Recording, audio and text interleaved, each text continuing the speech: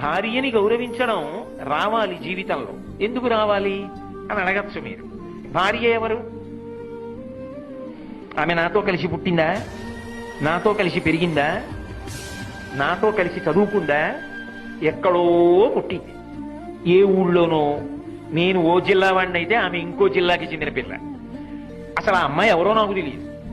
ఆ అమ్మాయికి కొంత వయసు వచ్చేసింది, నాకు కొంత వయసు వచ్చేసింది.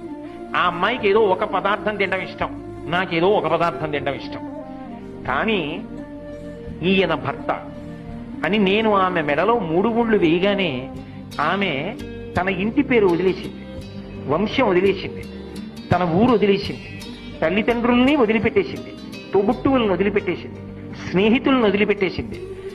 ఆయన ఎవరో తెలియదు.